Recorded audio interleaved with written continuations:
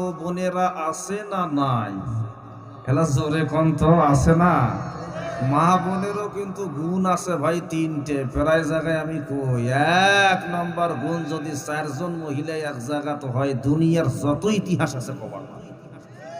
দুই নম্বর গুণ হলো, যদি একটা গোপন কথা কন যে এইটা যেন কারো কাছে কইও না, ওইটাই আগে কইয়ে বইয়ে থাকে, কথা ঠিক না?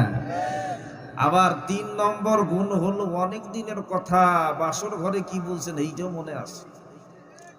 মা বোনেরও আজকে ওয়াজ একটু করার দরকার আছে না নাই?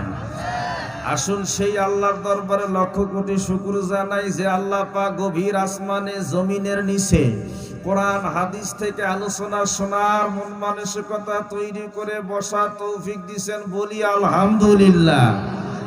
আর একটু মহব্বতে বলি আলহামদুলিল্লাহ।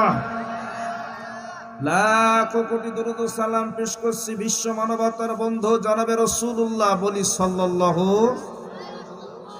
ভূমিকা লম্বা নয়, আপনাদের সামনে আমি তেলাওয়াত করেছি সূরা আল আরাফের 34 নম্বর আয়াত। এই আয়াতের ভেতর থেকে আজকে আমি মৃত্যুর পরবর্তী জিন্দেগিটা এবং মৃত্যুটা নিয়ে কিছু বাস্তব আলোচনা আপনাদের সামনে পেশ করতে চাই। ওমা তৌফিকি ইল্লা বিল্লাহ। মানুষ যখন মারা যায়, দেখবেন ইমাম সাহেব সামনে দাঁড়ায়া জানাজার পূর্বে ছোট্ট করে একটা আয়াত তেলাওয়াত করে, কুল্লু নাফসিন যায়িকাতুল। মোটামুটি আমরা অনেকে জানি, এমনকি জেনারেল শিক্ষিত লোক যদি একটু বক্তৃতা দিবার যায়, সেও এই আয়াতটা পড়ে, কথা ঠিক না?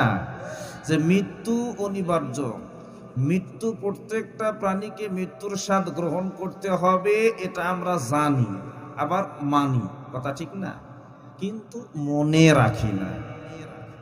আজকে যদি মৃত্যুর কথা মানুষ মনে রাখতো, সমাজে সুদখোর, ঘুষখোর, বেনামাজি, নাফরমান একটাও খুঁজে পাওয়া যাইতো।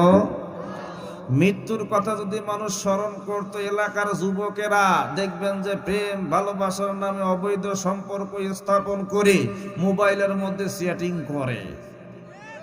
মৃত্যুর ভয় তার মধ্যে আছে।